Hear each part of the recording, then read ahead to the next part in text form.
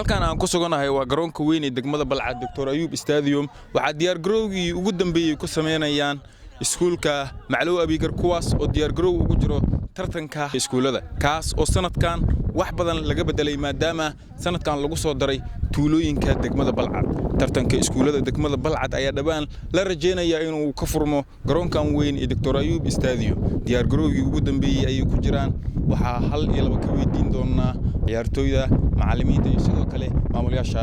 iskuulka. Rahmaan Rahiim magacaygu waxa la yiraahdaa Guleed Maxamed Cali waa maamulaha iskuulka Macluw Abigar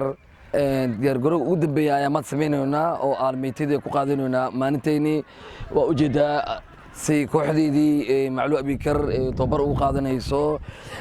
garoonka kubadda cagta Dr. Ayub Stadium ee degmada Balcad diyaar ugu dambeeyay ku jirnaa waa maalin khamiisaad bishan ay tahay 15ka aad iyo aad u faraxsanahay waxaan jeclahay malaynaa in sabdiga la bilaabi doono koobkii baastaankii wax yar nooga dhiman tahay aad iyo aad u faraxsanahay aniga waxaan aad u soo dhaweynayaa iskuulada ka qayb galayso championka loo qabanayo iskuulada aad iyo aad u faraxsanahay aniga ma faanayo reer Macluw Abigar tartamada ka midnaanay qaybteeda waa ka qaadanayna du'al yiraahdo laakiin aad iyo aad waxa u jecelnaa du'al yiraahdo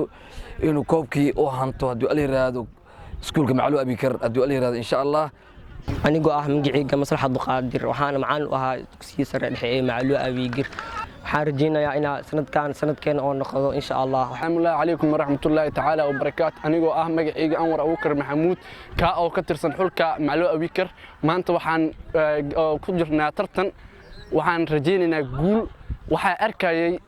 dad oo waaweyn maamulaha meel soo fadhiisanayo oo waxa dhahayaan arfaaga koobka la geeyna ma dhacayso waxaas ha ka yaawin waxaan rajeynayaa guul insha Allah koobkana ma ka bixi doono degmada Balcad insha Allah waxaan rajeynayaa guul anigoo ah kabtanka xulka Macluw Abigar anigu waa Jelaani Cali Mucu Kamara Rajo Sports Balcad.